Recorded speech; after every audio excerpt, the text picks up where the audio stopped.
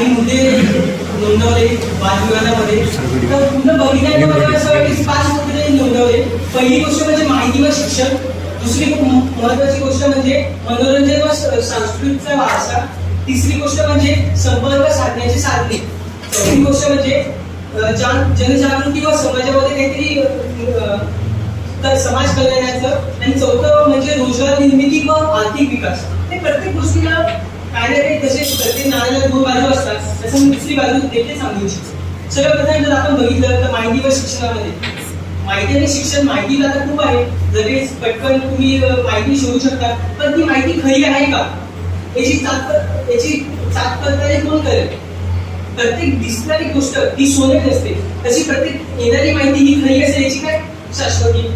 आता जसं काही उदाहरणार्थ आपण घेतलं तर कोरोनाच्या काळामध्ये खूप सारे मेसेज व्हॉट्सअपवर येत होते, हे करा कोरोना बरा होईल, ते करा, हा उपाय करा, ही औषधी घ्या, ही लस घ्या, कोरोना पॉझिटिव्ह असाल तर कोरोना निगेटिव्ह व्हा. हे होतं नाही. म्हणजे डॉक्टर्स जे सायंटिस्ट जे शास्त्रज्ञ लोक जे रिसर्च करतात, पण हे चुकीच्या माहितीमुळे लोकांचं नुकसान होते, आरोग्य खराब होते.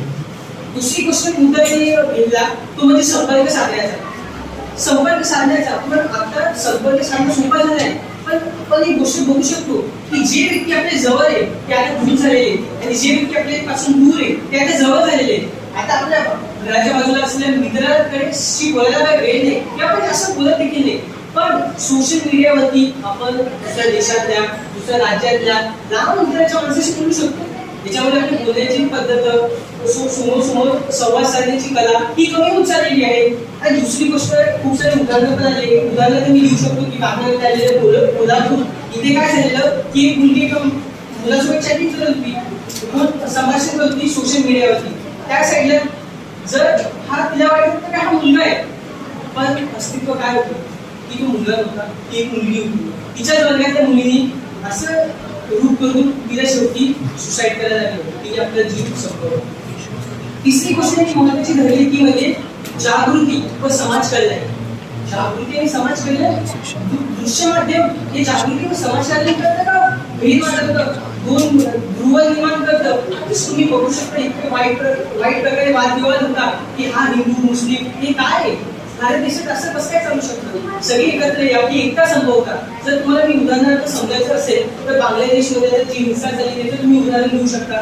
अजून जर तुम्हाला उदाहरण द्यायचं आहे तर काही लोक आरक्षणासाठी भांडण झाले, एका घरातली व्यक्ती भांडण झाले. दोन विचार परिवार कुठं चाललेला आहे.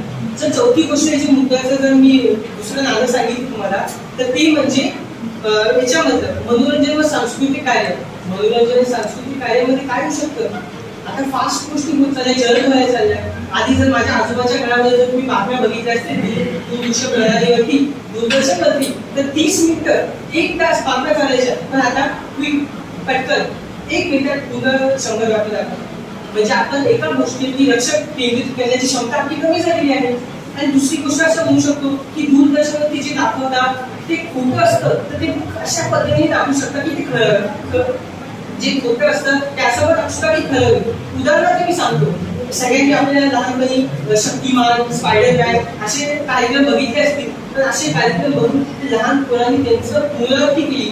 म्हणजे स्पायडरमॅन असो एका इमारतीतून दुसऱ्या इमारतीवरती उडी मारतो, जसं काही काही मुलांनी देखील केलेलं आहे. नेटफ्लिक्सवरती किंवा कोणत्याही सोशल मीडिया प्लॅटफॉर्मवरती एक इंग्रजीमध्ये शब्द आहे बिंज वॉचिंग. न विचार करता बघणे, त्यामुळे आपल्या अटेन्शन स्पॅन कमी होते. आणि त्यामध्ये आजार जो आहे ADHD, attention deficit hyper activity disorder, याचे पेशंट्स खूप वाढतात, याचे रुग्ण आता जगामध्ये खूप वाढते. आणि पाचवी आणि सर्वात महत्त्वाची गोष्ट म्हणजे आर्थिक विकास व रोजगार निर्मिती. मान्य करतो की आर्थिक विकास कसा होऊ शकतो. आर्थिक विकास जे मोठी व्यक्ती आहे ते काय करतील, जास्त पैसे देऊन जाहिरात करतील, प्रचार करतील. ते एका लहान गावात राहणारा व्यक्ती तो आपल्या व्यवसायाचा प्रचार कसा काय करेल. साधं तुम्ही उदाहरण घ्या.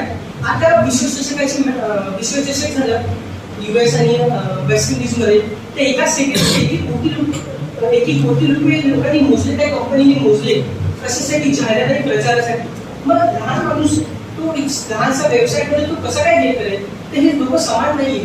दुसरी गोष्ट पण आपण त्यामध्ये बघू शकतो की आर्थिक विकास कसा आधी ते एक 10 रुपये पहिल्यांदाच उत्तर द्यायचं